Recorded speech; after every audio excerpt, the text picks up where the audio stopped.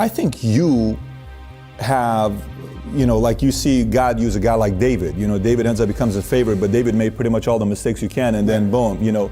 I think there's an opportunity there for the younger generation to learn from you in a way that maybe somebody else is not going to be able to pass that down to them. Sure, and that's what the good thing about the movie, because it created a platform for me, right? That's right. So that's what I take that seriously, which is why, like when you talk about things like Bitcoin, right? Mm-hmm. I know you want to talk about that, and that's why I've come out not against Bitcoin per se. I don't think Bitcoin's a scam, but there's scams being perpetrated around Bitcoin that are very dangerous for people that don't know better. And that's why I'm very concerned about it right now, because to the average person who's never been through this before, you could very easily get caught up in something that's going to cost you all your money. Have you invested yet? No, not a penny. Zero. Litecoin, not Bitcoin, not Ethereum, none. At this point, I can't, because ethically, I've come out heavily against it.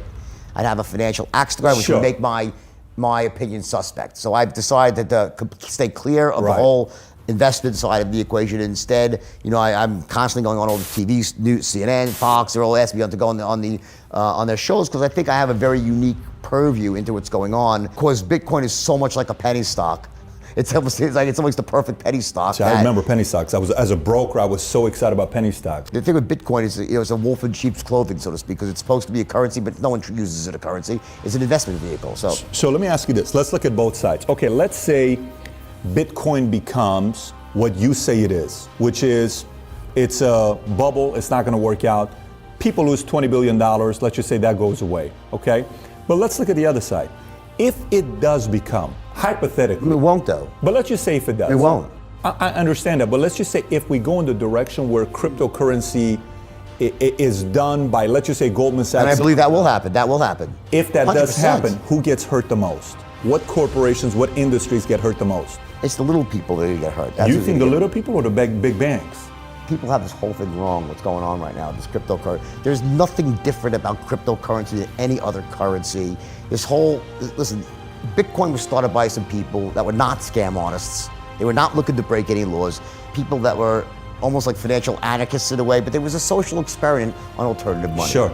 It's a naive way of looking at it. It's never going to happen. You actually think that the US government and China and Japan, and they're going to allow, however, the technology itself is excellent, it's beautiful, it's elegant, and there's a place for that technology, whether it's futures, anything, that tracking investments through a blockchain technology is an elegant technology. It will never, ever be, besides the fact that there's fundamental problems with Bitcoin that will not allow it to ever really be used as a currency in mass. That's not the issue. You're saying it'll never happen as a mass? No, I don't believe so, no. So what do you think is going to be? You think it's going to be credit and cash?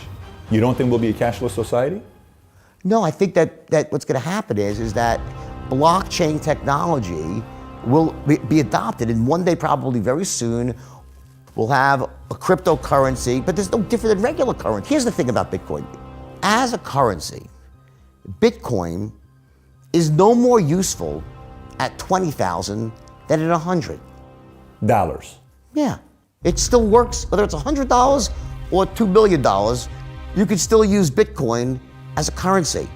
So the only reason it's running up is because it's not being used as a currency, it's being used for wild speculation.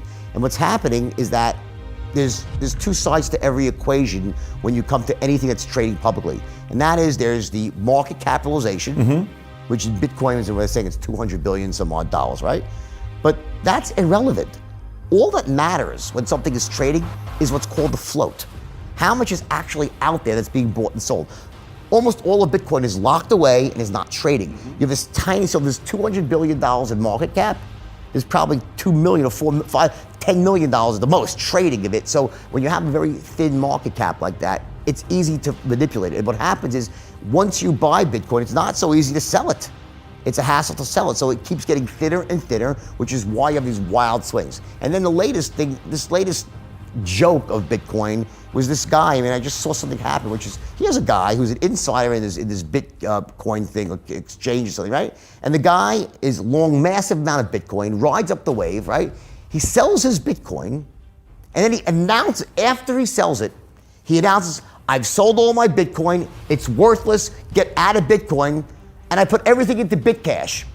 And guess what happens? Bitcash then runs up. This guy's got a lot of power. If this guy did not have a bad intent, you know what he would have done? He would have done that trade and shut up. What was the reason? Why would he say it publicly? I've sold all my Bitcoin, buy Bitcash. It's a classic pump and dump. Whether or not they can solve some of the technical problems that plague Bitcoin, long transaction times, there's too much negative, there's too much damage done.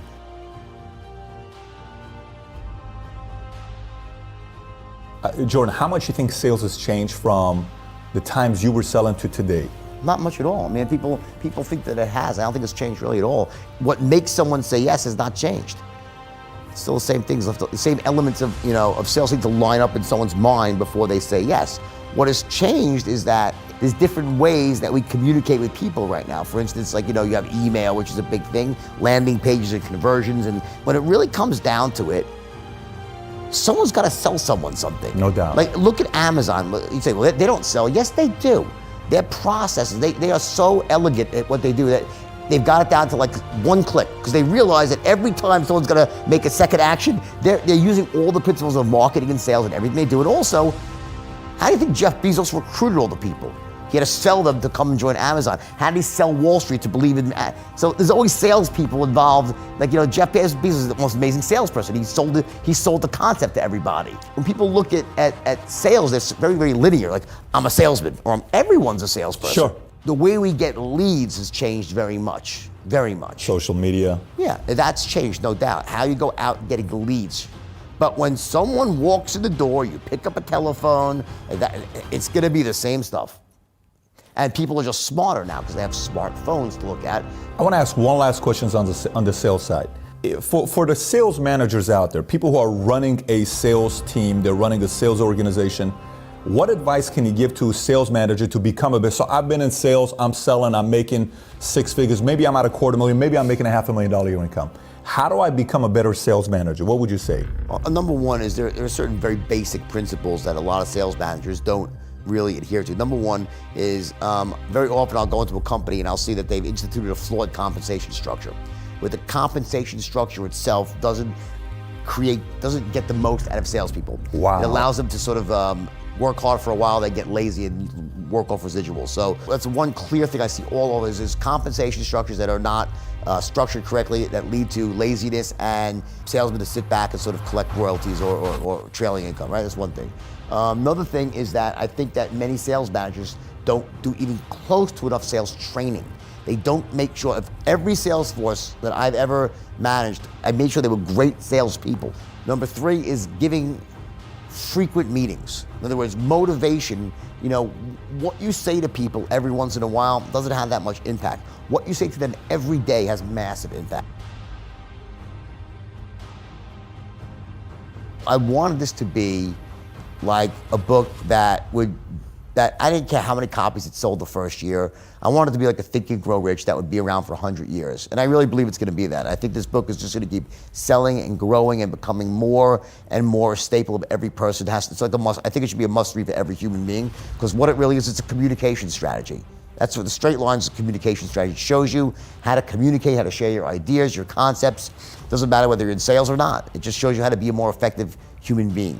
And I just couldn't imagine going through life. There's so many people who go through life and they have great ideas, right? Brilliant ideas. They have so much to give the world.